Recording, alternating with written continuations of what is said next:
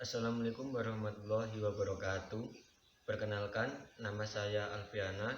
Saya dari kelas 4F, NIM 264. Perkenalkan, nama saya Vivit Nurlutfiah, NIM A501802330 dari Prodi PGSD Universitas Muhammadiyah Surakarta. Autisme berasal dari kata auto yang berarti sendiri, di mana anak berkebutuhan khusus autis hidup dalam dunianya sendiri. Menurut Juwono, autis merupakan suatu gangguan perkembangan yang terjadi pada seseorang, di mana seseorang tersebut melihat dunianya sendiri dan belajar dari pengalaman yang pernah ia dapatkan. Sedangkan secara terminologis, anak autis dapat diartikan sebagai suatu gejala di mana anak tersebut menutup diri dan tidak mau berkomunikasi dengan orang lain. Anak autis lebih mengutamakan berpikir untuk dirinya sendiri dan menghadapi dunia berdasar pada penglihatannya dan menolak realitas yang ada. Meredakan ledakan emosi dan tantrum anak autis. Kebanyakan anak autis tidak agresif, akan tetapi juga menunjukkan ledakan emosi ketika dihadapkan pada situasi yang sulit dan tidak mengerti apa yang mereka inginkan. Anak autis tidak sengaja merespon seperti ini untuk membuat orang lain kesal, tetapi mereka tidak mengerti bagaimana cara untuk merespon. Nah, dalam menghadapi gejala emosi, yang pertama, pertimbangan penyebab emosi anak. Menemukan cara untuk menciptakan suasana rumah yang nyaman bagi anak autis, mengajari anak autis bagaimana cara untuk mengendalikan stres yang terus-menerus dengan membuat lingkungan yang nyaman akan mengurangi stres pada anak autis. Faktor penyebab autis belum dapat diketahui secara pasti dan masih dalam penelitian para ahli. Menurut teori terakhir mengatakan bahwa faktor genetika menjadi peranan penting dalam terjadinya anak autis. Ada 3 gangguan yang menyebabkan seseorang menjadi autis. Yang pertama yaitu gangguan kualitatif dalam interaksi sosial, yaitu anak autis tidak dapat bermain dengan teman sebayanya dan tidak memiliki empati, yaitu tidak dapat merasakan apa yang sedang dirasakan oleh orang lain. Yang selanjutnya yaitu kurang mampu mengadakan hubungan sosial dan emosional yang timbal balik. Untuk yang kedua yaitu gangguan kualitatif dalam bidang komunikasi, yaitu anak tidak memiliki usaha dalam komunikasi nonverbal.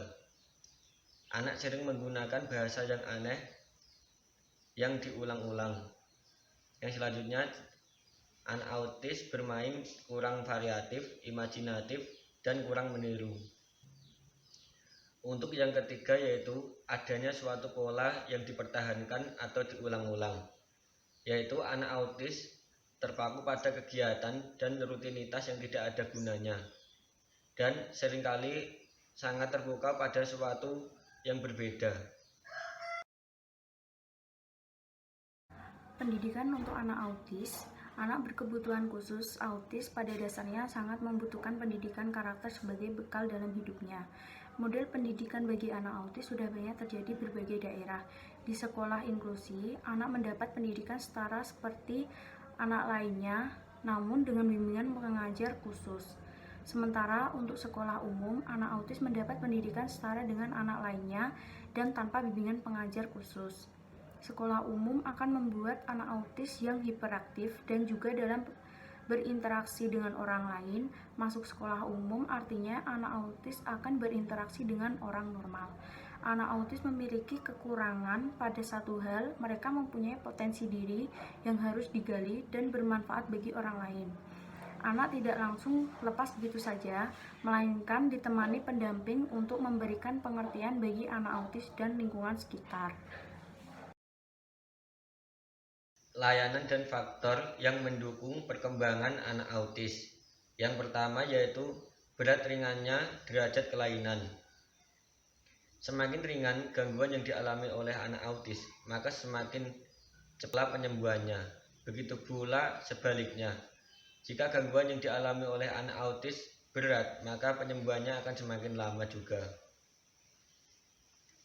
Untuk yang kedua yaitu usia anak pertama kali ditangani.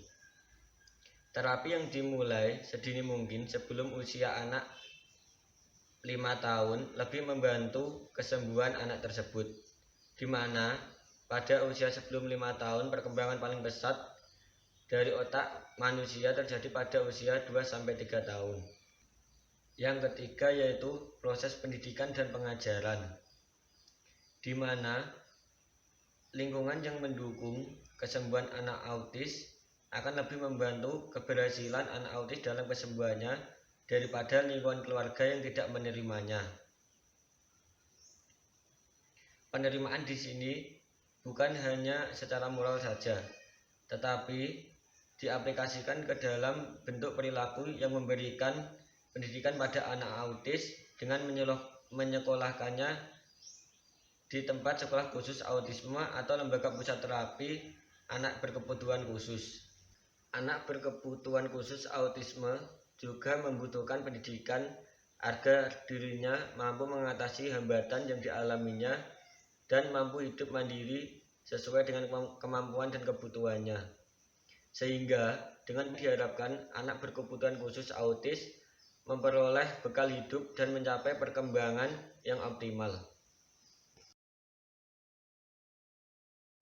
Yang selanjutnya, mengatasi gejala tantrum. Yang pertama, mempertimbangkan sebuah ledakan apakah akan membuat anak autis marah atau tidak, mengenali perilaku mengamuk sejak dini, mengabaikan perilaku mengamuk yang ditunjukkan, bertindak ketika anak autis mulai bersikap kasar dan berbahaya. Sekian yang dapat kami sampaikan. Kurang lebihnya kami mohon maaf. Wabillahi taufiq wal hidayah. Wassalamualaikum warahmatullahi wabarakatuh.